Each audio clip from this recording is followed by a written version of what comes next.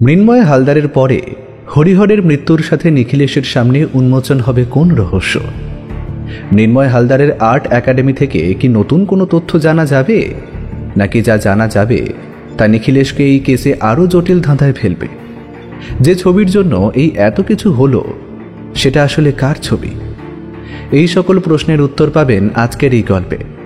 নমস্কার শ্রোতা বন্ধুরা, শুরু হতে চলেছে আজকের আমাদের বিশেষ নিবেদন নিখিলেশ ও রক্তাক্ত ফাঁস গল্পের দ্বিতীয় পর্ব।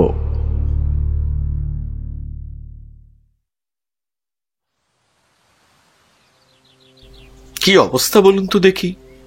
এই এতদিন ধরে আমরা হরিহরকে খোঁজার চেষ্টা করছি, অথচ হরিহর নাকি ডোবার জলে পড়ে রয়েছে। এই ব্যাপারটা কিন্তু সুবিধের বলে আমার আর মনে হচ্ছে না। ব্যাপারটা আমার প্রথম দিন থেকেই সুবিধের মনে হয়নি দাসবাবু। আমি প্রথমেই বলেছিলাম এই সব কিছুর মধ্যে কোনো একটা ব্যাপার নিশ্চয়ই রয়েছে। আপনি তো প্রথম থেকেই বলে গেছেন যে ব্যাপারটা আত্মহত্যা আর কেসটা অতি সাধারণ, এর মধ্যে নাকি কিছুই নেই। এখন বিশ্বাস হলো তো আমি অকারণে কোনো কিছুই বলিনি। কিন্তু আপনি সামান্য চোখের দেখা দেখে কি করে বলে দিলেন যে মৃন্ময় হালদার একা একা ওই টুলের ওপরে উঠে ফাঁসের দড়ি গলায় লাগাতে পারে না? আমি কিন্তু সেটা এখনো বুঝে উঠতে পারছি না। শুধু চোখের দেখায় আপনি উচ্চতার ফারাকটা বুঝতে পেরে গেলেন? না, আসলে মৃতদেহটাকে দেখে আমি ব্যাপারটা আন্দাজ করেছিলাম। কোনো সময় যদি উপর থেকে নিচের দিকে ফাঁস দেওয়া হয় তাহলে মৃতদেহর গলার দড়িটা পরে এই একদম ঘাড়ের কাছে, সেইখানেই লাল হয়ে থাকে। কিন্তু মৃন্ময় হালদারের ক্ষেত্রে ব্যাপারটা হয়েছিল একটু অন্য রকম। ছেলেটার গলায় ফাঁসের দাগটা ছিল সংযোগস্থল থেকে সামান্য একটু নিচে, কণ্ঠনালীর কাছে। একবার দেখে মনে হলো যে পিছন থেকে তার গলায় দড়ি পাকিয়ে তাকে শ্বাসরুদ্ধ করে মারা হয়েছে। পরে ব্যাপারটাকে আত্মহত্যা বলে চালিয়ে দেওয়ার জন্য ওখানে ঝুলিয়ে দেওয়া হয়েছে। আর ওই সুইসাইড নোটের ব্যাপারটা, ওটা তো প্রথম দিন কারো চোখে পড়েনি, খাতার মধ্যে ছিল। আজ সকালেই কিন্তু সেটা তন্ময়বাবু খুঁজে পেয়েছেন। আর এক্ষেত্রেও সাহায্য করেছে তনুশ্রী নামের ওই মেয়েটি, মানে মৃন্ময়ের বোন। মেয়েটা ওই সুইসাইড নোট বাদে সব কিছুতেই কিন্তু আমাকে সাহায্য করেছে। তবে ওখানেই যেন গোটা কেসটা ঘুরিয়ে দিচ্ছে সামান্য। হ্যাঁ, কি কথা বলছেন আপনি? আরে ওইটুকু একটা মেয়ে যতটা পেরেছে আমাদের সাহায্য করছে, আর সে যদি তার দাদার ঘর থেকে ডায়েরিতে সুইসাইড নোটটা খুঁজে পায় তাতে তো আমাদেরই লাভ। আপনি বারবার ব্যাপারটাকে খুন বলে চালাচ্ছেন, আপনার যুক্তিও খুনের দিকেই যাচ্ছে। কিন্তু তাহলে সুইসাইড নোট থাকবে কেন? আর সব থেকে বড় ব্যাপার, ওটাই যে মৃন্ময়ের হাতের লেখা সেটা তার বাবা, মা, এমনকি বোন পর্যন্ত নিশ্চিত করেছে। নিখিলেশ গভীরভাবে কিছু চিন্তা করছিল। ততক্ষণে হরিহরের মৃতদেহটা সেই ডোবা থেকে তোলা হয়েছে। আমরা এখানে যখন এসে পড়েছি তারপরেই মৃতদেহ তোলার ব্যবস্থা চলছিল। এতক্ষণ পরে সেটা সম্ভব হতোই দাসবাবু বলল, এই যে নিখিলেশ বাবু, আসুন আসুন, মৃতদেহ তোলা হয়েছে। নিখিলেশ আর আমি দাসবাবুর কথায় এগিয়ে গেলাম সেই ডোবার দিকে। ইতিমধ্যে ডোবার আশেপাশে বেশ লোকজন জমা হয়েছে, আর সেটাই স্বাভাবিক। এমনিতেই মৃন্ময় হালদারের মৃত্যু নিয়ে আশেপাশের লোকেরা বেশ কৌতূহলী হয়ে পড়েছিল। তারপর হরিহরের মৃতদেহ এখান থেকে খুঁজে পাওয়া গেছে। তার আর চুপ করে থাকতে পারছে না। এদিকে ওদিকে জটলা কথাবার্তা হয়েই চলেছে। পুলিশ কনস্টেবল যতটা সম্ভব সাধারণ লোকেদের দূরে সরিয়ে রেখেছে। আমরা গিয়ে পড়তেই বিভৎস ব্যাপারটা চোখে পড়ল। হরিহরের গোটা শরীরে যেন ডোবার কাদা লেগে রয়েছে। মৃতদেহ দেখতে দেখতে একজন কনস্টেবল বলল, স্যার, যারা মৃতদেহ তুলছিল তারা বলল পায়ের সাথে নাকি দড়ি বাঁধা ছিল। একটা কিছু যে দড়ির অন্য প্রান্তে বাঁধা ছিল সেটাও মনে হচ্ছে। এই দেখুন, দড়িটা কেমন গোল করে বাঁধা রয়েছে। কনস্টেবলের কথায় আমরা দড়িটার দিকে তাকিয়ে দেখলাম একটা শক্ত দড়ি তার পায়ের সাথে বাঁধা। গোটা দড়িটা কাদায় কালো হয়ে গেলেও অপর প্রান্ত যে গোল ফাঁস রয়েছে সেটা বোঝা যায়। নিখিলেশ যেন নিজের মনেই বলল, মনে হয় দড়িতে কিছু ভারী বেঁধে তারপর ডোবায় মৃতদেহটাকে ফেলা হয়েছিল, যাতে সহজে খুঁজে না পাওয়া যায়। কোনোভাবে দড়ির ফাঁসটা আলগা হয়ে যায় আর জিনিসটা সরে গিয়েছে, আর তাই মৃতদেহটা উপরে ভেসে উঠেছে। জল খেয়ে ফুলে যাওয়ার জন্য ওটা উপরে ভেসে আসতে পারে। একটা ব্যাপার কিন্তু আমি কিছুতেই বুঝতে পারছি না, যে হরিহরকে যখন খুন করা হয়েছে তখন তার দেহটা যে কোনো জায়গায় ফেলে দিলেই হতো, তাকে জলে ডুবিয়ে রাখতে হলো কেন? তাহলে কি অপরাধীরা চেয়েছিল যে হরিহরের দেহটা সহজে সবার সামনে না আসে? আমরা কিন্তু প্রথম থেকে ভেবেছিলাম হরিহর কাজটা করেছে। হরিহর মৃন্ময়কে খুন করে তারপর তার ঘর থেকে ছবিটা নিয়ে পালিয়েছে। অপরাধীরা মনে হয় এটাই চাইছিল যে আমরা এমনটাই ভাবি। আমার তো এটাই মনে হচ্ছে নিখিলেশ বাবু। আপনার ভাবনা সঠিক হতেও পারে, আবার নাও হতে পারে। এই গোটা কেসে আমরা এখনো পর্যন্ত যাই ভেবেছি তার সবকিছুই কেমন যেন এলোমেলো হয়ে গেছে। দাসবাবু, এখন প্রথম কাজ হবে হরিহরের মৃতদেহটা পোস্টমর্টমে নিয়ে যাওয়া। আচ্ছা, মৃন্ময়ের পোস্টমর্টমের রিপোর্টটা তখন আসেনি। যত তাড়াতাড়ি সম্ভব বের করুন, তারপর সেগুলো আমার চাই। রিপোর্ট পেলে এই ব্যাপারে কিছু একটা খুঁজে বার করা যাবে। আশা করি আপনি বুঝতে পারছেন।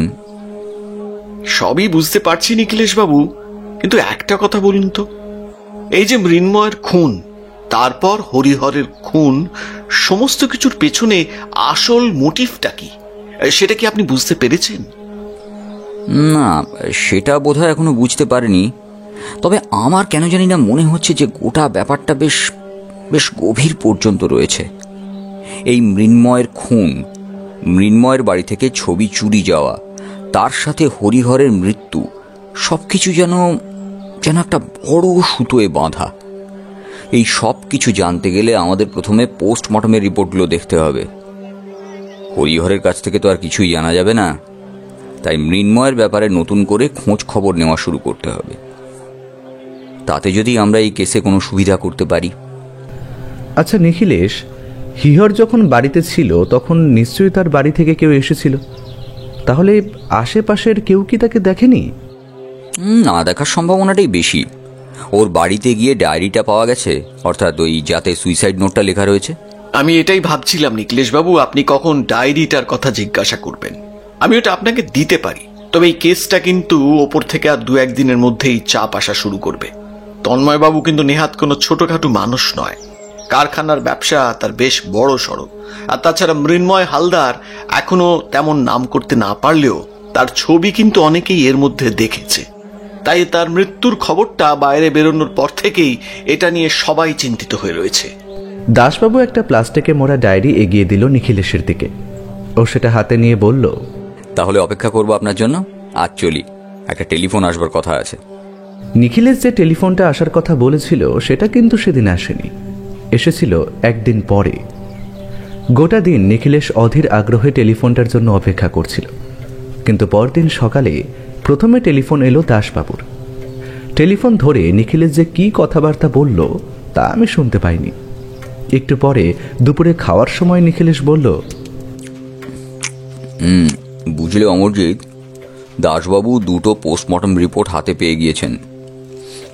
রিপোর্ট বলছে যে মৃন্ময় হালদারের গলায় যে দড়ির দাগটা পাওয়া গেছে তাতে নাকি 2টো দড়ির দাগ রয়েছে। আমার সন্দেহটা ঠিক। অপরাধী প্রথমে তার গলায় দড়ি পেঁচিয়ে খুন করেছে, তারপর ঠিক সেখানেই দড়ি বেঁধে তাকে ফ্যানের সাথে ঝুলিয়ে দিয়েছে। কিন্তু অপরাধী বোধহয় এটা বুঝতে পারেনি যে ফ্যানের সাথে ঝোলা অবস্থায় তার গলা থেকে দড়িটা সামান্য সরে গিয়ে অন্য আরেকটা দাগ তৈরি করবে। যেহেতু ফাঁস লাগা অবস্থাতেই তাকে ঝুলিয়ে দেওয়া হয়েছে, তাই দড়িটা আর আলাদা কোনো দাগ তৈরি করতে পারেনি। সামান্য সরে এসে ওই দাগের উপরেই আর একটা মোটা দাগ তৈরি করেছে। প্রথমের ছাপটা কম, দ্বিতীয় দড়ির ছাপের দাগটা বেশি। কারণ ঝুলে থাকা দাগ আর পেঁচিয়ে রাখা দাগের মধ্যে কিন্তু পার্থক্য রয়েছে। আর হরিহরের মৃত্যুর ব্যাপারটা? হরিহরের মাথায় ভারী কিছু দিয়ে আঘাতের চিহ্ন রয়েছে, তবে তাতে তার মৃত্যু হয়নি। তার মৃত্যু হয়েছে জলে ডোবা অবস্থায়, আর ফুসফুসে অনেকটা জল পাওয়া গিয়েছে। পুলিশের ডক্টর মনে করছে যে মৃত্যুটা আসলে ওই কারণেই হয়েছে। অজ্ঞান অবস্থায় তাকে জলের মধ্যে ডুবিয়ে রাখার জন্য এমনটা হয়ে থাকতে পারে। কিন্তু এই দুটো ব্যাপার আমাদের কি সাহায্য করতে পারে বলো তো? অনেকটাই সাহায্য করতে পারে। যেমন ধরো, মৃন্ময় হালদারের মৃত্যুর কথা যদি মনে করি আমরা, তাহলে তার গলায় দড়ি পেঁচিয়ে তাকে খুন করে ফ্যানের সাথে ঝোলানোর জন্য একজন মানুষের প্রয়োজন। একজনের পক্ষে সেই কাজটা করা সম্ভব হবে না। আর যেটা দরকার সেটা হলো বেশ খানিকটা সময়। ওই সময় হরিহর কোথায় ছিল সেটা আমার মনে হয় রান্নাঘরের ছিটকিনি ভাঙার ব্যাপারটা। এখানে এখানে ওই ছিটকিনির ব্যাপারটা খুব গুরুত্বপূর্ণ হয়ে পড়ছে। রান্নাঘরের ছিটকিনিটা তো ভাঙা ছিল, কিন্তু তার সাথে তুমি এই ব্যাপারটার... আমার কথা শেষ হলো না।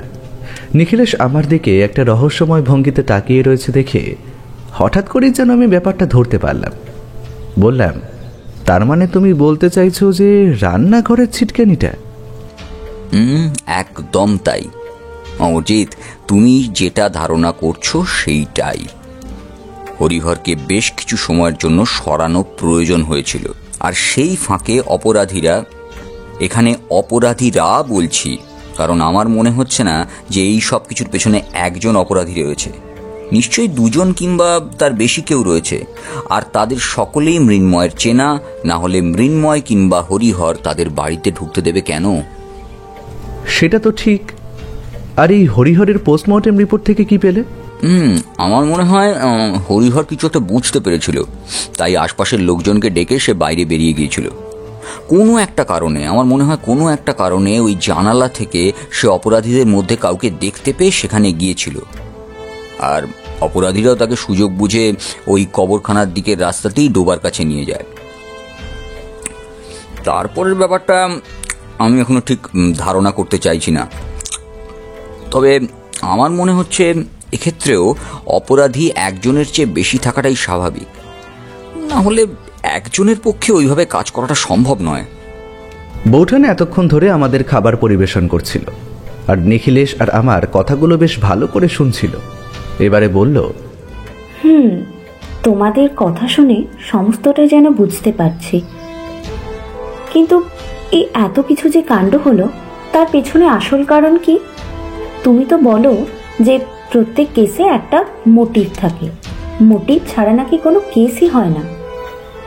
হয় না তো, এখানে আসল মোটিভ রয়েছে মৃন্ময় হালদারের কাছে থাকা ওই ছবিটা, যে ছবিটা সে একটা কাগজে মুড়ে রেখে দিয়েছিল। কিন্তু আসল প্রশ্নটা হলো, ওই ছবিটা আসলে এমন কি দামি যে তার জন্য দুটো খুন করতে হলো? আমিও তো সেটাই ভাবছি। তুমি বলেছিলে ওই ছবিটা কোনো একটা বিখ্যাত ছবির প্রতিকৃতি, কিন্তু সেই ছবিটা আসলে কি? সেটার জন্য আমাদের অপেক্ষা করতে হবে অমরজিৎ। অপেক্ষা করা ছাড়া এখন আমাদের কাছে কিচ্ছু নেই। আমাদের হাতে এখন একটাই রাস্তা রয়েছে যাতে গোটা কেস সমাধান করা যায়, সেটা হলো মৃন্ময় যে একাডেমিতে ছবি আঁকত সেখান থেকে কোনো একটা খবর জোগাড় করা। নিশ্চয়ই অপরাধীরাও সেই একাডেমিরই কেউ হবে, কিংবা মৃন্ময়ের কোনো বন্ধু বান্ধব। কিন্তু তন্ময়বাবু তো বলেছিলেন ওই আঁকার বন্ধু বান্ধব ছাড়া তার আর কোনো বন্ধু বান্ধব নেই। তাহলে কি ওই আর্ট একাডেমির মধ্যে কেউ? নিখিলেশ হঠাৎ এমনভাবে চুপ করে গেল যে মনে হলো এতক্ষণ ধরে কোনো কথাই হয়নি আমাদের মাঝে। আমি বুঝতে পারছিলাম সে অকারণে চুপ করে চায়নি, চুপ করে সে কিছু একটা ভেবে চলে। সেই সময় তার কাছ থেকে কোনো কিছুই জানা যাবে না, তাই আমিও আর তাকে কিছু প্রশ্ন না করে নিজের মতন খেতে লাগলাম। বৌঠান এক সময় যেন নিজের মতোই বলল, এমন কি আছে একটা ছবি যার জন্য দুটো মানুষ খুন হয়েছে? নিশ্চয়ই ওই ছবির পেছনে কোনো রহস্য রয়েছে।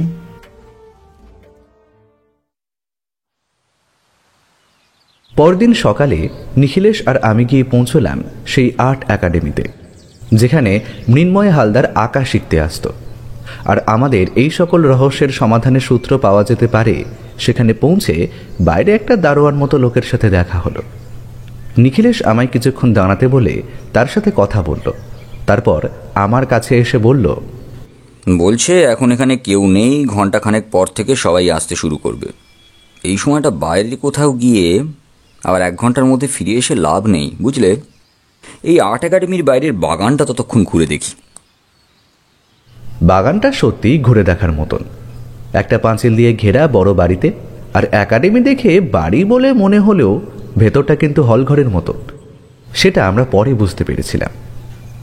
বাইরে দুপাশে বাগান, এমনকি বাগানের মাঝখান দিয়ে হেঁটে যাওয়ার রাস্তাও রয়েছে। বাড়ির পেছনের দিকেও সেই বাগান। সামনের ছোট্ট সোজা রাস্তা বাদ দিয়ে বাদবাকিটা এখানে ওখানে ছড়িয়ে ছিটিয়ে রয়েছে ফুল আর ফলের গাছ। তবে এসব গাছপালা যে একা একাই তৈরি হয়নি তা বোঝা যায় এদের পেছনে যথেষ্ট সময় এবং অর্থ ব্যয় করতে হয়। নিখিলেশের বাড়িতেও একটা গাঁদা ফুলের চারা অনেকটা বড় হয়েছে, সেটা অবশ্যই বৌঠানের যত্নে।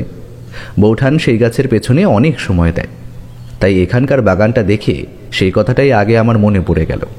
বললাম, আর্ট একাডেমির বাগানটা আর যাই বলো বেশ সুন্দর। কিন্তু আসলে আর্ট একাডেমিগুলো এমনভাবেই তৈরি করা হয় এখানে যাতে ছাত্ররা একটা সুন্দর পরিবেশ পায়। অন্যান্য শিক্ষা কিংবা পড়াশোনার থেকে এই আর্টের ব্যাপারটা একটু আলাদা। আর ছবি আঁকার ক্ষেত্রে মুক্ত মন এবং মুক্ত বাতাসের খুব প্রয়োজন। অমরজিৎ, তুমি যখন লেখো তখন তোমারও তো তেমনি প্রয়োজন হয়, তাই না? আমি লক্ষ্য করে দেখেছি তুমি ঘরের দরজা ভিজিয়ে রাখলেও জানলাটা কিন্তু খোলা রেখে দাও। আসলে সেদিক থেকে হাওয়া আসে তো, তাই। আবার খানিকক্ষণ হেঁটে চলে এসে হঠাৎ নিখিলেশ চাপা স্বরে বলল, সরাসরি পিছনের দিকে তাকাবে না, একটু এদিক ওদিক ঘাড় ঘুরিয়ে তারপর একবার পিছনে তাকিয়ে দেখো। একটা লাল রঙের জামা পরা, চোখে একটা রোদ চশমা লোকটা আমাদের দিকে তাকিয়ে দেখছে না? হঠাৎ করে নিখিলেশের মুখে এমন একটা কথা শুনে আমি থমকে দাঁড়িয়ে পড়লাম। নিখিলেশ আবার বলল, দাঁড়ালে হবে না, হাঁটতে থাকো। প্রয়োজন হলে ওই ডান দিকের রাস্তাটায় নেমে পড়ো, তাহলে লোকটাকে দেখা যাবে। আমি আর সময় নষ্ট না করে হাঁটতে লাগলাম। নিখিলেশের কথা মতো ডান দিকে রাস্তায় নেমে পড়ে একবার মুখটা ডান দিকে ঘুরিয়ে দেখার চেষ্টা করলাম প্রথমে, কিন্তু কিছুই দেখা গেল না। তারপর মনে হলো পেছনের দিকে একটা মাঝারি আম গাছের তলায় একটা লোক দাঁড়িয়ে রয়েছে। তার পরনে একটা লাল রঙের জামা, নিচে একটা সাদা রঙের প্যান্ট, তার চোখে চশমা রয়েছে। আমি আরও চাপা গলায় বললাম, কিন্তু নিখিলেশ, লোকটা কি? আর তুমি এই লোকটাকে এত সন্দেহের চোখে দেখছো কেন বলো তো? অনেকক্ষণ থেকে আমাদের লক্ষ্য করে চলেছে, কিন্তু কেন সেটাই তো বুঝতে পারছি না।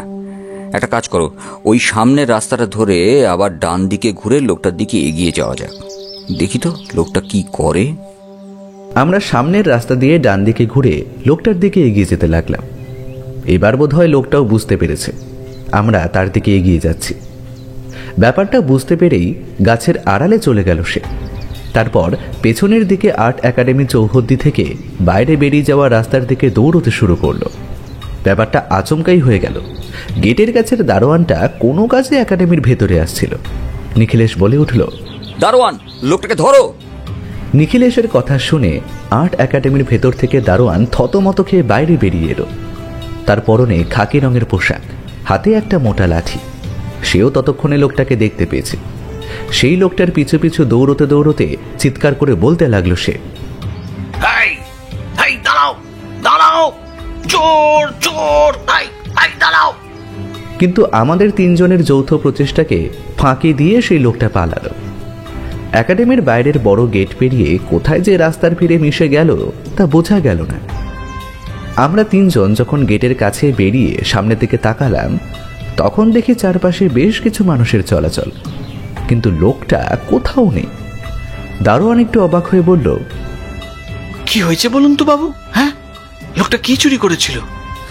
ওই যে ওই আম গাছটার তলায় লোকটা দাঁড়িয়ে গাছ থেকে একটা আম পেড়ে নিচ্ছিল। ব্যাপারটা দেখতে পেয়েই তো আমি তোমায় ডাকলাম। তা তুমি যে ভেতরে গিয়েছিলে সেটা তো আমি জানতাম না, তাই গেট ছেড়ে ভেতরে গিয়েছিলে কেন? আপনাকে বললাম না একাডেমি খুলতে এখনো খানিকক্ষণ সময় বাকি আছে, তাই দরজাটা খুলে ভেতরটা একবার দেখে নিলাম। এখন আবার গেটের কাছে দাঁড়াবো, সবাই আসতে শুরু করবে। কিন্তু বাবুরা, আপনারা কার সঙ্গে দেখা করবেন বলুন তো? নিখিলেশ যে অম্লান বদনে মাঝে মাঝে মিথ্যে কথা বলে সেটা আমি জানি। আজও তেমনটাই হলো।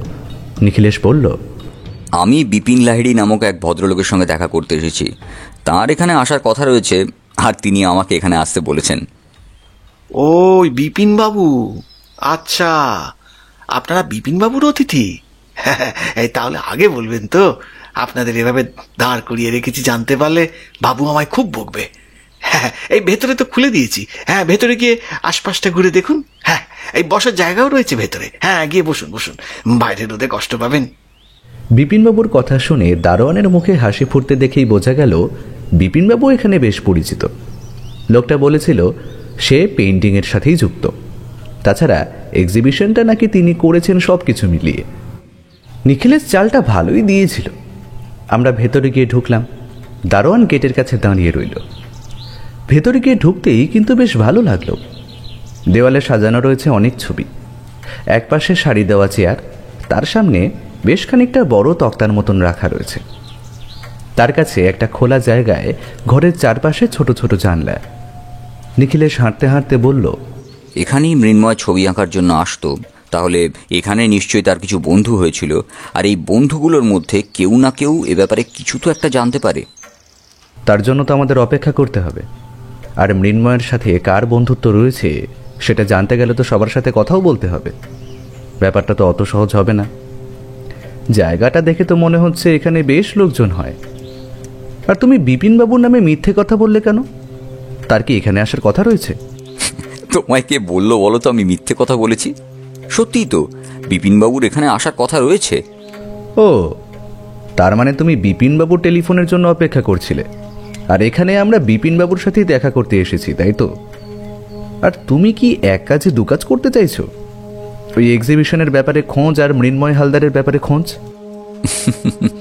মাঝে মাঝে তোমার মাথা এত ভালো চলে না যে আমায় বলতেই হয় তোমার বুদ্ধি বাড়তে শুরু করেছে। এইভাবে চলতে থাকলে বেশ কিছুদিনের মধ্যে তুমি আমার জায়গাটা নিয়ে নেবে, পাক্কা। কথাটা বলে নিখিলেশ এদিকে ওদিকে হাঁটতে লাগলো।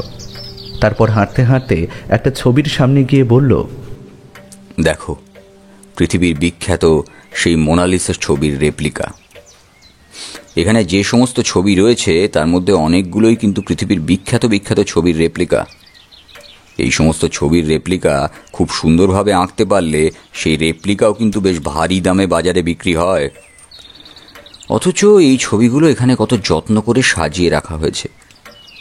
আসলে এই শিল্পী মানুষদের সাথে অর্থের ব্যাপারটা বোধহয় কখনোই যায় না, তাই না? আবার যেমন কোনো কেস ভালো হলে আমি যেমন টাকা নিয়ে চিন্তা করি না, আবার কোনো কেসে কিচ্ছু না থাকলে শুধুমাত্র টাকার জন্য আমি কেস নিই না, শিল্পীদের ক্ষেত্রেও ব্যাপারটা তেমনই অনেকটা। বিশেষ করে যারা পেন্টিং করে তাদের ক্ষেত্রে কিন্তু এই ব্যাপারটা খুবই গুরুত্বপূর্ণ। একবার ভুল করে অসৎ সঙ্গে পড়েছ কি? নিখিলেশ কথা বলতে বলতে একটা ছবির সামনে গিয়ে দাঁড়িয়ে থমকে রইল। আমি তাকিয়ে দেখলাম একটা অদ্ভুত ছবি। একটা রং বেরঙের কাপড় পরা লোক মাটিতে প্রায় নুয়ে পড়েছে। তার পিঠে একটা বড় ঝুড়ি। ঝুড়ির মধ্যে আপেল কিংবা পেঁয়াজ জাতীয় কিছু একটা রয়েছে। ঝুড়ির ভারে লোকটা মাটিতে নুয়ে পড়ে উঠে দাঁড়ানোর চেষ্টা করছে। তার পেছন থেকে দুটো হাত দিয়ে তাকে ঠেলে সাহায্য করছে একজন মহিলা। তার পরনেও তেমনই রংচং একটা অদ্ভুত পোশাক। আমি ভাবছিলাম নিখিলেশ ছবিটা দেখছে, তাই বললাম, নিখিলেশ, আমায় একটা কথা বলো তো, আঁকার ক্ষেত্রে কোনটা আসলে গুরুত্বপূর্ণ? তুমি কি আঁকছো সেটা, নাকি তুমি কেমন আঁকছো সেটা? এই প্রশ্নটা কিন্তু অনেকদিন ধরেই আমার মাথার মধ্যে ঘুরছে। নিখিলেশ কিন্তু আমার কথার উত্তর না দিয়ে সম্পূর্ণ একটা অন্য প্রশ্ন করল। তন্ময়বাবু কি বলেছিলেন মনে আছে? মৃন্ময় কোনো একটা বিখ্যাত ছবির রেপ্লিকা তৈরি করছিল, আর তাছাড়া আর্ট এক্সিবিশনের জন্য সে নিজের একটা ছবিও আঁকছিল। তার মানে কি ওই রেপ্লিকা আর মৃন্ময়ের আঁকা ছবি এই দুটোই এক? আর যদি সেটাই হয় তাহলে কি সেই ছবিটাই চলে গিয়েছে? অমরজিৎ, বিখ্যাত কোনো ছবির রেপ্লিকা যদি একবার কালো বাজারে বিক্রি করা যায় তাহলে সেই ছবি আসল ছবি বলে বিক্রি হয়। এমন ঘটনা কিন্তু ইতিহাসে অনেক আছে। মৃন্ময় তেমনই কোনো একটা ফাঁদে পা দেয়নি তো? কিন্তু যদি সেটাই হতো তাহলে মৃন্ময় মারা গেল কেন? আর সে তো ছবি বিক্রি করে বেশ নিশ্চিন্তেই বাড়িতে থাকতো। আচ্ছা, এমন তো হতেই পারে যে মৃন্ময় ফাঁদে পা দিয়েছিল, পরে সে ব্যাপারটা ভুল বুঝতে পেরে সেখান থেকে সরে আসতে চায়, আর তখনই তাকে পৃথিবী থেকে সরিয়ে দেওয়া হয়, এবং তার আগে তার ছবিটা ওরা হস্তগত করে নেয়। একটা কথা হয়তো তুমি ভুলে যাচ্ছ, মাসখানেক ধরে কিংবা সপ্তাহ খানেক ধরে সে একটা ব্যাপার নিয়ে খুব চিন্তিত ছিল।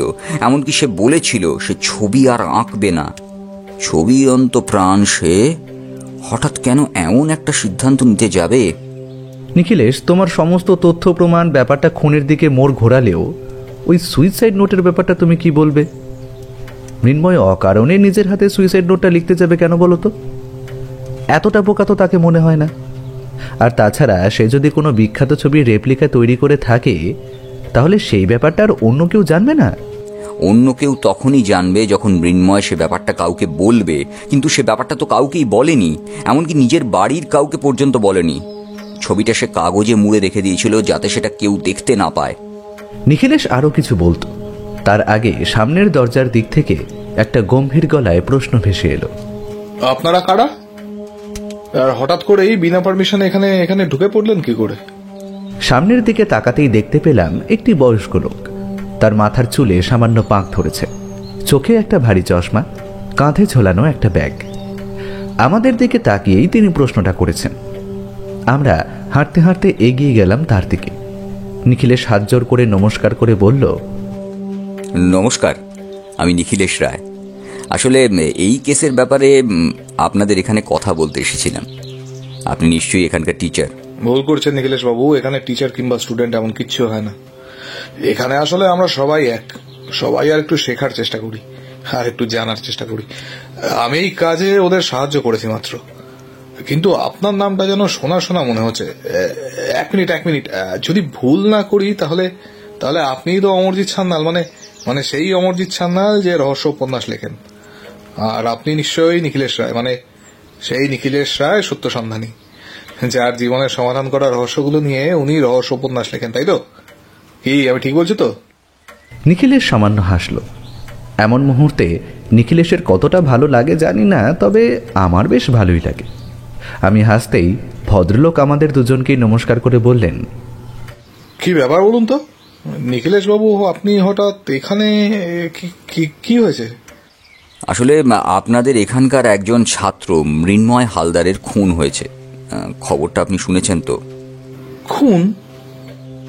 কিন্তু আমি যতদূর শুনেছিলাম যে তাকে নিজের ঘরে ফ্যানের সাথে লাগানো অবস্থায় পাওয়া গিয়েছে, কিন্তু এভাবে খুন হয়েছে? হ্যাঁ মনোময় বাবু, খুন হয়েছে। আর সে সময় তার বাড়িতে যে ছিল, মানে তার বাড়ির কাজের লোক, সেই হরিহরের মৃতদেহ পাওয়া গেছে 2 দিন পরে। আমাদের ধারণা কেউ বাড়িতে ঢুকে মৃন্ময়কে খুন করে, তারপর হরিহর তাদের মধ্যে কাউকে দেখতে পেয়েছিল বলে তাকেও খুন করে। কিন্তু এই সব কিছুর মধ্যে মৃন্ময়ের বাড়ি থেকে একটা ছবি চুরি যায়। ছবি? মানে ওই ছবিটা? আমি বারবার ওকে বারণ করেছিলাম ওই ছবিটা না আঁকতে। আমার কথা ছেলেটা শুনলো না। যদি ওটা না করতো তাহলে হয়তো এমন কিছু হতোই না। ভদ্রলোক দুটো হাত মাথায় রেখে পাশের একটা চেয়ারের উপর বসে পড়লেন। আমি আর নিখিলেশ চেয়ার টেনে তার পাশেই বসেছি। নিখিলেশ আস্তে আস্তে বলল, কোন ছবিটা বলুন তো? না মনোময় বাবু, মানে আপনি কি তাকে কোনো ছবি আঁকতে বলেছিলেন, নাকি অন্য কেউ বলেছিল? আর আর্ট এক্সিবিশনে মৃন্ময় যে ছবিটা দেওয়ার কথা ভেবেছিল সেটাই বা কোন ছবি ছিল? মনোময়বাবু আমাদের দিকে তাকালেন, তারপর ভাঙা ভাঙা গলায় নিখিলেশের দিকে তাকিয়ে বললেন, পৃথিবী বিখ্যাত ভ্যান গগের ছবি, দ্য স্টারি নাইটের রেপ্লিকা। ওটাই আঁকার চেষ্টা করে চলেছিল মৃন্ময়। তবে আমি ওকে বারণ করেছিলাম যে এসব ছেলে খেলা নয়, এমন একটা ছবি নিয়ে কাজ করা কখনোই উচিত নয়। দেখুন নিখিলেশ বাবু, আপনি হয়তো বলবেন তার ইচ্ছা হয়েছে তাই সে কাজটা করতেই পারে, কিন্তু ছবি নিয়ে যে হারে এখন কালোবাজারি চলছে না, তাতে মৃন্ময়ের সেই ছবিগুলো যদি কোনো ছবি পাচার চক্রের হাতে গিয়ে পড়ে, তাহলে ছবিটা নিয়ে তারা যা ইচ্ছে তাই করতে পারে। আর এই ছবিটা পাওয়ার জন্য ওরা মৃন্ময়কে খুন পর্যন্ত করতে পারে, তাই না মনোময় বাবু? ভদ্রলোক বড় অবাক হয়ে সেদিকে তাকিয়ে রইল।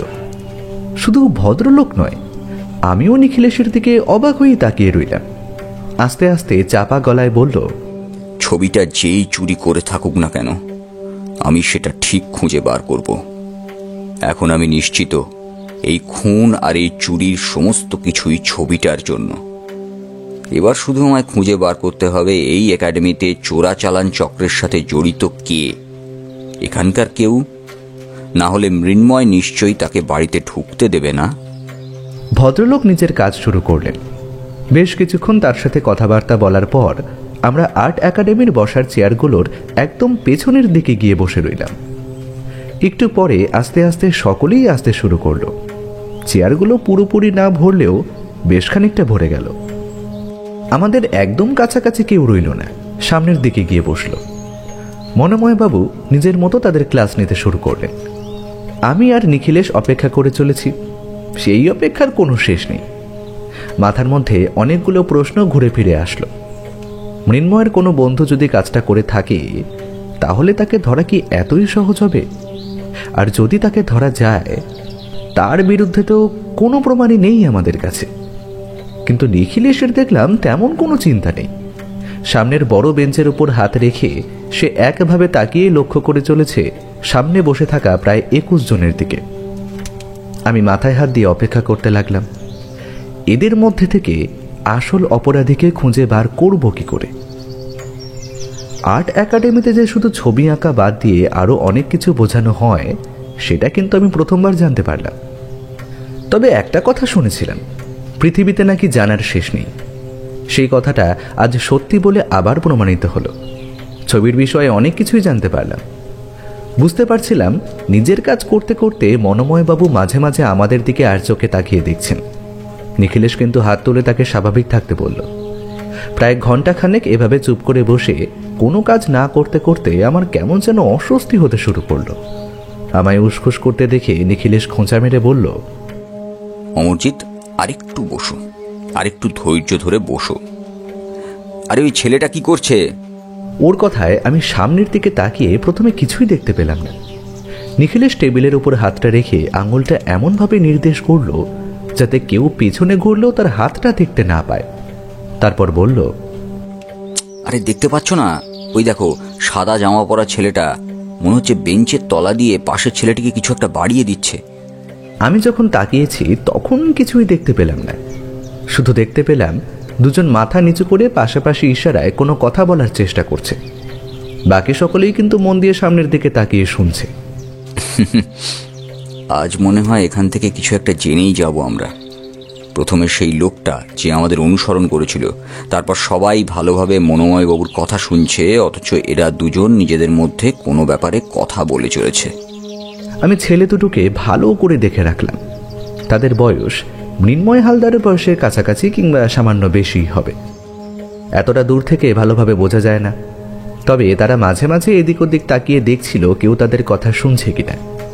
ব্যাপারটায় যে একটা রহস্য রয়েছে তা বুঝতে পারলাম। ক্লাস শেষে সকলেই যখন বেরিয়ে গেল, আমরাও বেরিয়ে পড়লাম। মনোময় বাবুর সাথে নিখিলেশ আরেকবার কিছু একটা কথা বলে নিল। আমি বিশেষ করে বুঝতে পারলাম সে বাইরের দিকে তাকিয়ে ছেলেদের মধ্যে কাউকে একটা আঙুল দেখিয়ে কিছু জিজ্ঞাসা করছে। তারপর যখন আমার কাছে এলো, আমি বললাম, কি ব্যাপার বলো তো? তুমি মনোময় বাবুর সাথে আবার তো কি কথা বলছিলে? মৃন্ময় হালদারের বন্ধুদের ব্যাপারে জানতে হবে না? একটা আশ্চর্যের ব্যাপার কি বলতো, ওই যে ছেলে দুটো যার সঙ্গে কথা বলছিল, ওরাই কিন্তু মৃন্ময় হালদারের সব থেকে কাছের বন্ধু ছিল এখানে।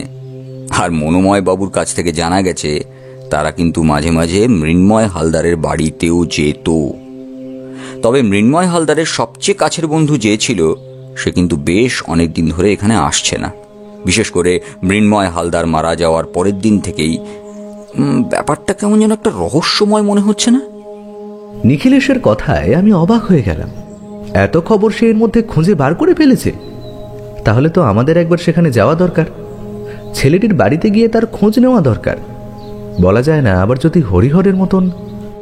আমি জানি অমরজিৎ, তুমি কি ভাবছো? এই ছেলেটির বাড়িতে যাওয়ার কথা ভাবছো? তার সমস্ত ব্যবস্থা আমি করে ফেলেছি। তবে এখন আর তার বাড়িতে যাওয়া হবে না। আমি অবাক হয়ে তার দিকে তাকিয়ে রইলাম। মানেটা কি? এখানে আমরা এসেছিলাম মৃন্ময় হালদারের বন্ধুদের ব্যাপারে খোঁজ নিতে, আর সেটা তো নেওয়া হয়ে গেছে। তাহলে আমরা তার বাড়িতে যাব না তো এখন কি করব? মৃন্ময় হালদারের মৃত্যুর পর থেকেই দুটি ছেলের আচরণ কিন্তু বেশ অদ্ভুত। দুটি ছেলের ওপর নজর রাখতে হবে, ওরা যেন চোখের আড়াল হয়ে না যায়। খানিক দূর থেকে ওদের অনুসরণ করতে হবে, বুঝলে? আমরা আর্ট একাডেমি থেকে বাইরে বেরিয়ে এলাম। আসার সময় দারোয়ান জানালো বিপিনবাবু কিন্তু তখনও আসেনি। বিপিনবাবুর জন্য অপেক্ষা না করতে হলে একটা টেলিফোন করে নিতে বলল। তারপরে আমরা বাইরে বেরিয়ে রাস্তায় নামতে দেখতে পেলাম দুটো ছেলে আগের মতোই নিজেদের মধ্যে কথা বলতে বলতে রাস্তার বাঁ দিক ধরে এগিয়ে যাচ্ছে। আমরাও তাদের অনুসরণ করলাম, কিন্তু কেন অনুসরণ করছি সেটা কিন্তু তখনও বুঝতে পারছিলাম না। নিখিলেশ একবার শুধু চাপা গলায় বলল, আশপাশে নজর রাখবে। সেই লাল জামা আর চোখে রোদ চশমা পরা লোকটা কিন্তু এত সহজে হাল ছেড়ে দেবে না। কিন্তু নিখিলেশ, তুমি কি ভাবছো বলো তো? এই ছেলে দুটোর কাছ থেকে এমন কোনো তথ্য খুঁজে পাওয়া যাবে যেটা মৃন্ময় হালদারের ওই বন্ধুর কাছ থেকে খুঁজে পাওয়া যাবে না? হয়তো আমাদের ধারণা মিথ্যে হতে পারে। ছেলে দুটো সবার থেকে লুকিয়ে কেমন যেন নিজেদের মধ্যে কথা বলছিল, আর মনোময় বাবু জানিয়েছে এরাই মৃন্ময়ের সব থেকে কাছের বন্ধু ছিল, ওই একজন বাদে। এরা কিছু একটা জানে, আর সেটাই আমাদের খুঁজে বার করতে হবে। বেশ কিছুক্ষণ আমরা ছেলে দুটিকে অনুসরণ করে চলেছি। মাঝে মধ্যে রাস্তার ভিড় বেড়ে যাচ্ছে, আবার কখনো কখনো কমেও আসছে। ছেলে দুটো কিন্তু এর মধ্যে একবারও পেছনের দিকে তাকায়নি। একটা ব্যাপার ভেবে অবাক হয়ে যাচ্ছিলাম, সাধারণত মানুষ হাঁটার সময় এদিক ওদিকে তাকায়, ছেলে দুটো একভাবে সামনের দিকে তাকিয়ে হেঁটেই চলেছে। হঠাৎ করে পেছনের দিকে নজর পড়ল, আর আমার বুকের ভেতরটা কেমন কেঁপে উঠল। আমার পা স্তব্ধ হয়ে গেল। দেখতে পেলাম সেই লাল জামা পরা, চোখে চশমা লোকটা একটা পিস্তল তুলে আমাদের দিকে তাক করেছে। মুহূর্তের মধ্যে আমি থমকে দাঁড়িয়ে পড়লাম। সেই মুহূর্তে নিখিলেশ একটা ধাক্কা দিয়ে আমায় রাস্তায় ফেলে দিল। আর একটু হলে পথ চলতে একটা লোকের সাথে আমার ধাক্কা লেগে যেত। আর সেই মুহূর্তেই পেছনের দিক থেকে একটা সাই শব্দ করে একটা গুলি উড়ে গেল সামনের দিকে।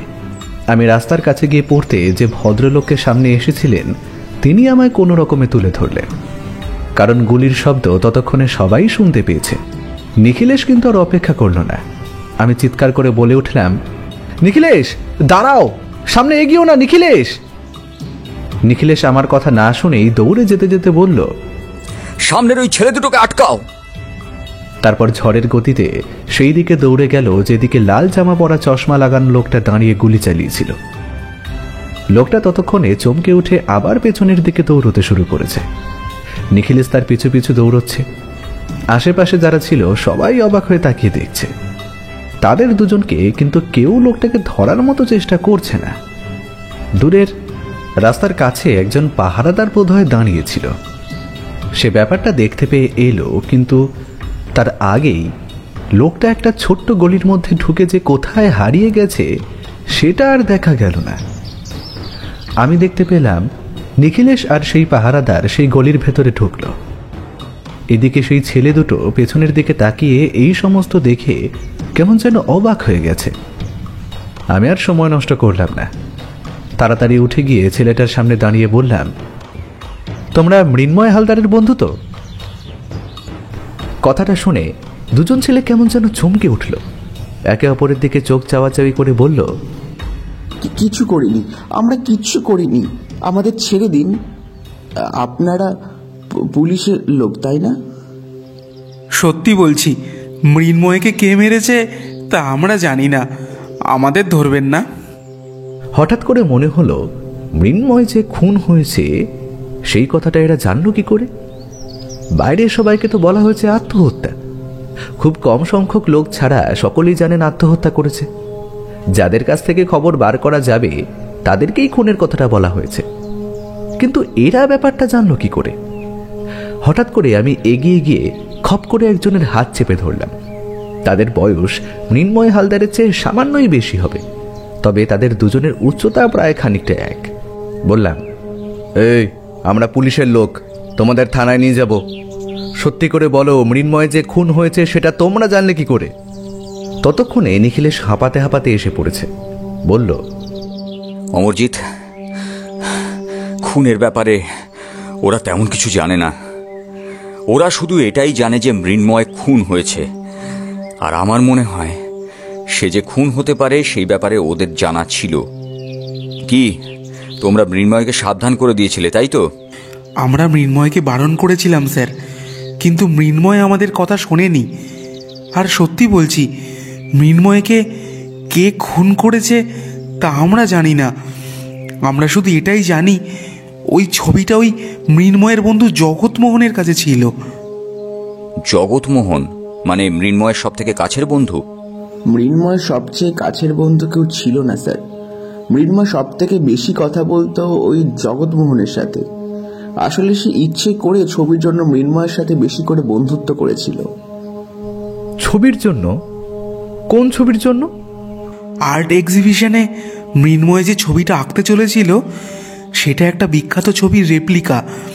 মৃন্ময় চেয়েছিল তেমনই একটি ছবি আঁকতে, কিন্তু জগৎমোহন চেয়েছিল ওই ছবিটা বাইরে চোরাই পথে অনেক দামে বিক্রি করতে। মৃন্ময় প্রথমে রাজি হলেও শেষে কিন্তু অস্বীকার করে, আর তাই সেই ছবিটা তার কাছ থেকে নেওয়ার জন্য অনেক দূর যাবে বলেছিল। এর বেশি আমরা কিছুই জানি না। তবে হ্যাঁ, মৃন্ময় যে ছবিটা আঁকা শেষ করেছিল তা আমরা জানি। তারপরই ওর ঘর থেকে ওর মৃতদেহটা খুঁজে পাওয়া গেছে সেটা জানলাম। তবে মৃন্ময় আত্মহত্যা করতে পারে না স্যার। ওই ছবিটা আঁকতে না পেরে প্রথম মৃন্ময় একটু ভেঙে পড়েছিল, কিন্তু পরে যখন ছবিটা আঁকতে পারে তখন নতুন করে ছবি আঁকার শখ ওকে আবার ঘিরে ধরেছিল। তখনই ও সিদ্ধান্ত নিয়েছিল ছবিটা সে জগৎমোহনকে দেবে না। কিন্তু জগৎমোহন ছবিটা নিয়ে কি করত? জগৎমোহন কি নিজে চোরাই পথে ছবি বিক্রি করে? না, জগৎমোহন আমাদের বয়সেরই, সে ওসব জানবে কি করে? তবে জগৎমোহনের সাথে দুজন লোকের চেনাশোনা আছে, তারাই এইসব কাজ করে। জগৎমোহনকে দিয়ে যারা ভালো আঁকাতে পারে তাদের কাছ থেকে বিখ্যাত কিছু ছবির রেপ্লিকা তৈরি করিয়ে তারপর সেই ছবি বাজারে চড়া দামে বিক্রি করে। যে ছবি আঁকে সে কিছু টাকা পায়, তবে নাম পায় না।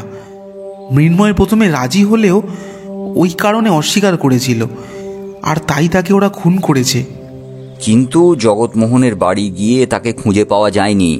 তার বাড়ির লোক জানিয়েছে জগৎমোহন বেশ কিছুদিন ধরে নিরুদ্দেশ, আর সে ব্যাপারে তারা স্থানীয় পুলিশে খবর দিয়েছে। কিন্তু স্যার, জগৎমোহনকে তো বাড়িতে পাওয়া যাবে না, তা আমরা জানি। ওই ছবিটা মৃন্ময়ের বাড়ি থেকে চুরি হওয়া থেকেই জগৎমোহনকে আর কেউ দেখতে পায়নি। হঠাৎ করে আমার মনে পড়ে গেল হরিহরের কথাটা। ছবি চুরি যাওয়ার পর হরিহরকে আর দেখতে পাওয়া যায়নি। তারপরেই তার মৃতদেহ পাওয়া গেছে ওই ডোবার জলে। তাই বললাম, নিখিলেশ, তাহলে জগৎমোহনকেও কি? সম্ভাবনা এখন একটাই রয়ে যাচ্ছে, এই গোটা ছবি চোরাচালান চক্রটা তাহলে নেহাত ছোট নয়। পরপর দুটো খুন আর একজনকে অপহরণ করে যখন রাখতে পেরেছে, তখন তার মানে পেছনে কেউ রয়েছে। আর ওই লোকটা এত দিনের আলোয় ভরা লোকজনের মধ্যে গুলি চালিয়েছে। তার মানে তার মাথার উপর যার হাত রয়েছে সে নেহাত ছোটখাটো কেউ নয়। আচ্ছা, তোমরা কি কেউ জগৎমোহনের সাথে কোনো সময় ওই চোরাচালানকারীদের ব্যাপারে কোনো কথাবার্তা বলেছিলে? তারা কোথায় থাকে, কিংবা তাদের কোনো ডেরা আছে, আর জগৎমোহন ছবি দিত, সেই সমস্ত কিছু জানো? যুবক দুজন অনেক কষ্ট করে মনে করার চেষ্টা করল। ততক্ষণে আশেপাশে লোকজন জমে গেছে। নিখিলেশ একটা ফাঁকা জায়গার দিকে গেল। সেখানে যেতেই যুবক বলল, জগৎমোহন যে ছবিগুলো কোথায় দিত তা আমি জানি না, তবে আমায় একবার একটা বাড়িতে নিয়ে গেছিল। সেখানে একজনের কাছে ও মাঝে মাঝেই যেত। আমি সেখানে আপনাদের নিয়ে যেতে পারি স্যার, তার বেশি আর কিছু। এতেই হবে, বুঝলে? তুমি এক্ষুনি আমাদের সেখানে নিয়ে চলো।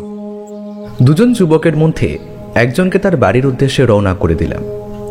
নিখিলেশ নিশ্চিন্ত মনে তাকে পাঠিয়ে দিল, কারণ তার উপর কেউ আক্রমণ করবে বলে তার মনে হচ্ছিল না। আমি বারবার লাল জামা পরা রোদ চশমার লোকটার কথা ভাবছিলাম। তবে যুবকটি জানালো তাদের বাড়ি খুব একটা বেশি দূরে নয়, সে চলে যেতে পারবে। অন্য যুবকটি আমাদের সাথে চলল সেখানে যেখানে জগৎমোহন তাকে নিয়ে গিয়েছিল। বাড়িটার সামনে দাঁড়িয়ে বুঝতে পারলাম বাড়িটা বেশ পুরনো। এদিকে ওদিকে রং চটে গিয়েছে। দেওয়াল ইট সুরকি ভেঙে যেন দাঁত বার করে রয়েছে। একটা ছোট্ট অন্ধকার মতো দরজার সামনে এসে যুবকটি বলল, বাড়িতে এসেছিলাম জগৎমোহনের সাথে। ওপরের দোতলার ঘরে একটা লোক আছে, তার সাথে কথাবার্তা বলতো। তবে আমি মাত্র দুবার এসেছি, তাই সেরকম কিছুই জানি না। বেশ, তোমাদের উপরে যাওয়ার প্রয়োজন নেই। অমরজিৎ, তুমি ওকে নিয়ে আশপাশের কোথাও একটা... দাঁড়াও, আশপাশে কোনো দোকানপাটও তো দেখছি না। আচ্ছা, সামনের যে মোড়টা পেরিয়ে আমরা এসেছি সেখানে একটা চায়ের দোকান আছে, তুমি সেখানে গিয়ে বসো। এদিকে দাঁড়িয়ে থাকলে বিপদের সম্ভাবনা রয়েছে। আমি উপরে যাচ্ছি।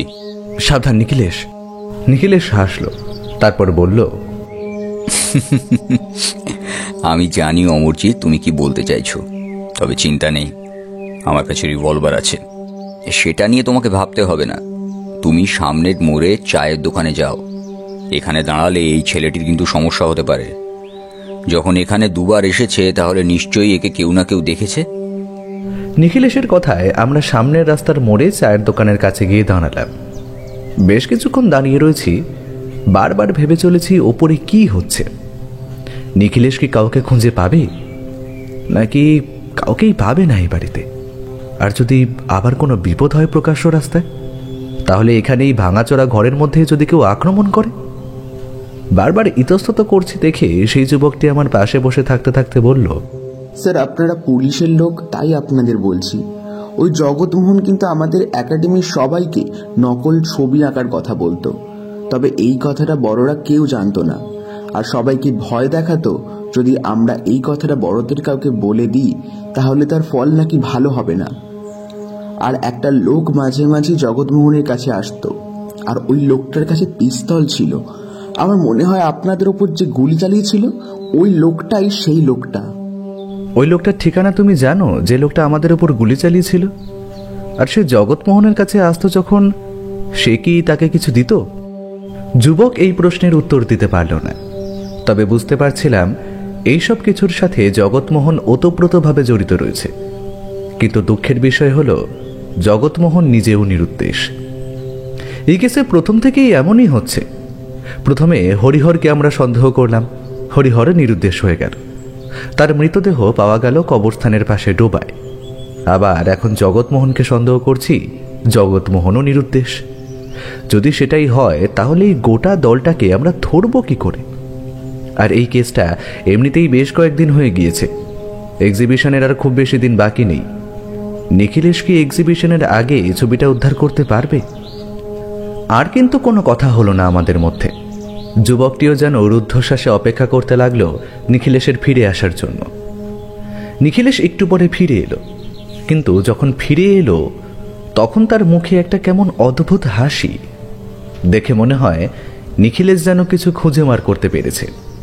মুখে এমন হাসি তখনই দেখা যায় যখন নিখিলেশ কোনো কেসের সমাধান প্রায় করে আনে। আমি তার মুখের হাসি দেখতে দেখতে উত্তেজিত হয়ে বললাম, নিখিলেশ, কিছু খুঁজে পেলে? পেয়েছি অমরজিৎ, এমন একটা জিনিস পেয়েছি যেটা গোটা কেসটাকে পাল্টে দেবে। এই দেখো। এতক্ষণ ধরে নিখিলেশের ডান হাতে যে কিছু একটা ধরা ছিল সেটা দেখতে পাইনি, এবার সেটা সামনে নিয়ে আসতে দেখতে পেলাম। একটা ছোট্ট ডায়েরি। কিন্তু অবাক হয়ে বললাম, কিন্তু এই ছোট ডায়েরিটা আমাদের এই কেসটা সমাধান করবে কি করে? আর তাছাড়া তুমি মৃন্ময় হালদারের ডায়েরিটাও তো নিয়ে গিয়েছিলে, সেখান থেকে কিছু উদ্ধার করতে পেরেছো? অমরজিৎ, আমার শুধু আজকের দিনটার সময় প্রয়োজন। কাল সকালেই এই কেসের সমাধান আমি করতে পারবো বলে মনে হচ্ছে। আচ্ছা, তুমি এখন বাড়ি ফিরে যাও। প্রয়োজন হলে আমরা তোমায় বাড়ি পর্যন্ত দিয়ে আসছি। আর হ্যাঁ, এই 2 দিন বাড়ি থেকে বেরোবার সময় একটু আশপাশের দিকে লক্ষ্য রাখবে। আর সন্দেহজনক কিছু মনে হলে এই নাম্বারে আমাকে টেলিফোন করবে। যুবকটি নিজেই যেতে পারবে বলে চলে গেল। আমরাও বাড়ি ফিরে এলাম। গোটা পথ কিন্তু নিখিলেশ আর কোনো কথা বলল না, তবে বুঝতে পারছিলাম বেশ গভীর রাত পর্যন্ত সে ঘরে আলো জ্বালিয়ে কাজ করছে, আর তার সাথে মাঝে মাঝে টেলিফোন তুলে কারোর সাথে কথা বলছিল।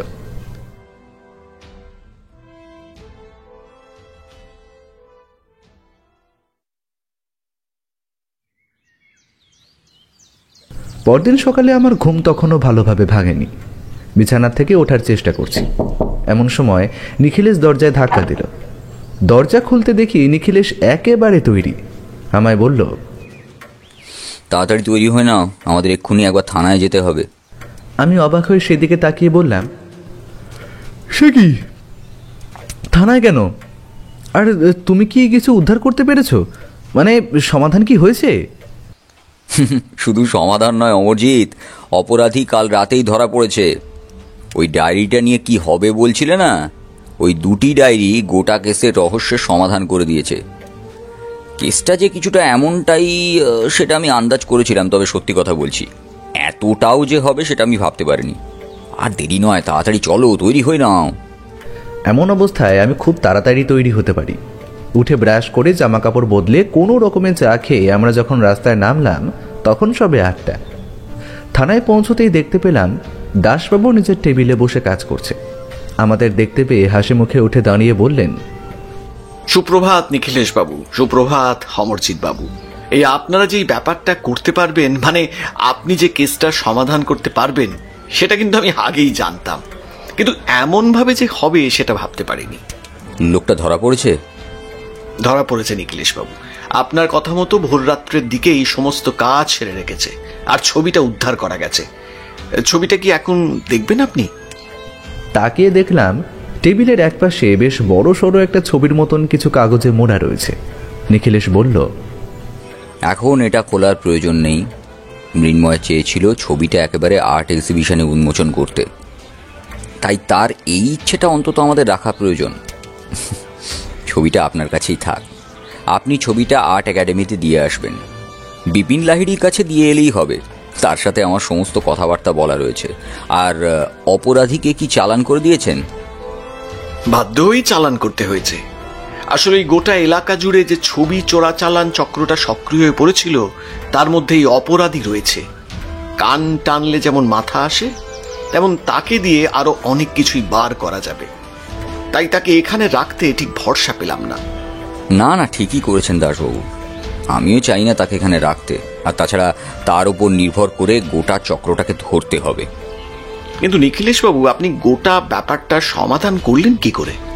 আপনি বুঝতে পারলেন কি করে যে আসলে মৃন্ময় কোনোভাবে ওই চোরাচালান চক্রটার সাথে জড়িয়ে গিয়েছিল? আর আমার প্রশ্ন হলো, তুমি ওই ডায়েরিটাতে এমন কি পেলে যাতে এক রাত্রের মধ্যে তুমি অপরাধীকে ধরে ফেলতে পারলে? নিখিলেশ রহস্যময়ভাবে হাসল, তারপর বলতে শুরু করল, কেসটা প্রথম থেকেই বলি তাহলে। প্রথমেই আমরা যখন তন্ময় বাবুর বাড়ি গিয়েছিলাম, তখন সেখানে দেখতে পেলাম মৃন্ময় হালদার দড়িতে ঝুলছে।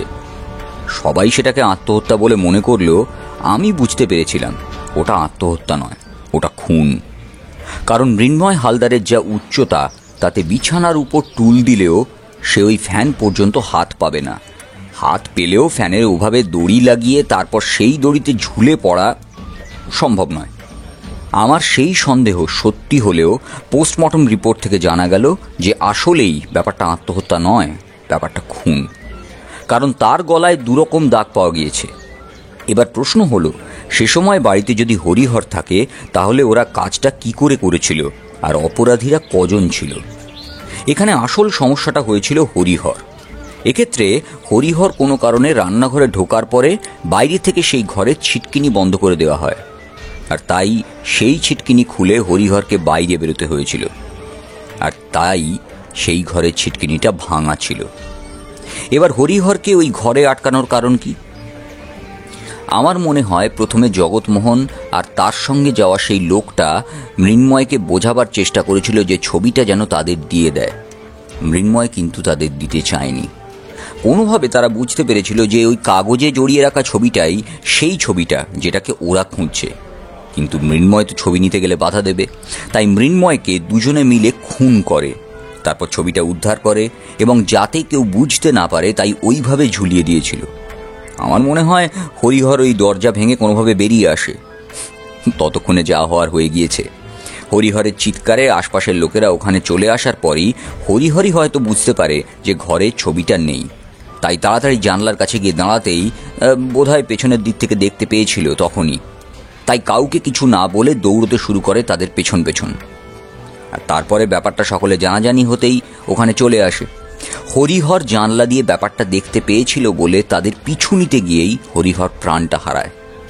তার মাথায় ভারী কিছু দিয়ে আঘাত করা হয় এবং তাকে জলে ডুবিয়ে মারা হয়, সেটা তো আপনারা দেখেছেন। কিন্তু তারপরে ছবিটা গেল কোথায়? ছবিটা প্রথমে ছিল জগৎমোহনের কাছে, তারপর জগৎমোহন সেই ছবিটা নিয়ে পৌঁছয়ে আমরা যে বাড়িটায় গিয়েছিলাম সেখানে। তারপর সেখান থেকে বোধহয় জগৎমোহন কোনোভাবে ভয় পেয়েছিল, কারণ নিজের চোখের সামনে সে দুটো খুন হতে দেখেছে। ওরা ভেবেছিল কোনোভাবে জগৎমোহন যদি ভয় পেয়ে সব কিছু বলে দেয়, তাই জগৎমোহনকে সরিয়ে ফেলা হয়েছিল ওই ছবির সাথেই। কিন্তু ওই বাড়িতে গিয়ে আমি কাউকে খুঁজে পাইনি। ওই ঘরে গিয়ে খুঁজতে খুঁজতে অনেকগুলো ছবি দেখতে পাই। ছবিগুলো বেশ পাকা হাতের আঁকা, আর ওই ডায়েরি থেকে জানা যায় এরপরে কোন কোন ছবি ওরা বাজারে বিক্রি করতে চলেছে আর কোন ছবি কার কাছে বিক্রি করেছে। এই সমস্ত কিছু থেকেই লোকটা ঠিকানা খুঁজে বার করতে পারি। এবার আশা করি তাকে জেরা করলেই সমস্ত কিছু বেরিয়ে আসবে। এবং এই ডায়েরিটা পুলিশের হাতে আমি তুলে দিয়েছি, সেখান থেকে আরও কিছু খবরাখবর পাওয়া যাবে। তবে একটা ব্যাপার আমার মনে হচ্ছে, জগৎমোহন কিন্তু এখনও বেঁচে আছে। তাকে ভয় দেখিয়ে কোথাও আটকে রাখা হয়েছে। আর এই ছবিটা আমরা উদ্ধার করতে পেরেছি সেই লোকটার কাছ থেকে, যার কাছ থেকে ছবিটা চোরা বাজারে যাওয়ার কথা ছিল। মাঝখানে ওই দুজন লোককে খুঁজে বার করতে হবে। প্রথম হলো যার বাড়িতে জগৎমোহন মাঝে মাঝে যেত, এবং দ্বিতীয় সেই লোকটা যে আমাদের উপর গুলি চালিয়েছিল। তাহলেই জগৎমোহনকে পাওয়া যাবে। ছবিটা যখন পাওয়া গেছে, আশা করি বাকি সবাইকে ধরা যাবে।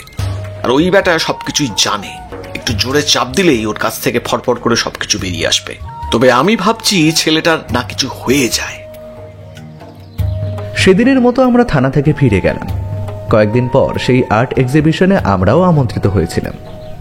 বিপিনবাবু আমাদের ডেকেছিলেন। সেদিন যে ক্লাসরুমে আমরা চেয়ার আর বেঞ্চ দেখেছিলাম, সেই ক্লাসরুমটা ফাঁকা।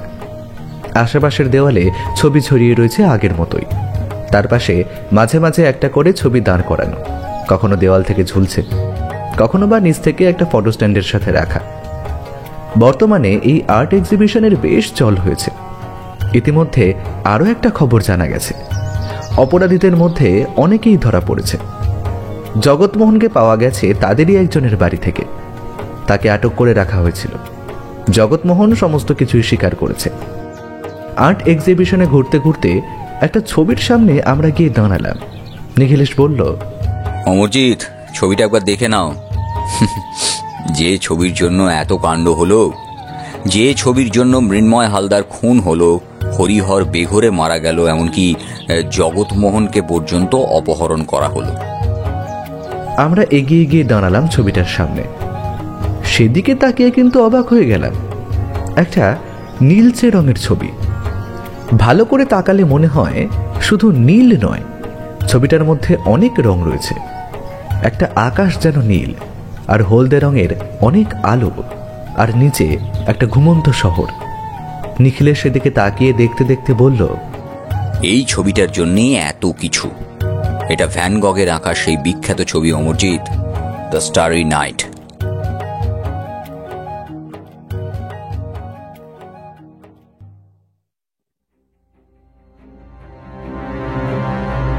শুনছিলেন লেখক সুকান্ত দাসের কলমে নিখিলেশ ও রক্তাক্ত ফাঁস গল্পের দ্বিতীয় পর্ব।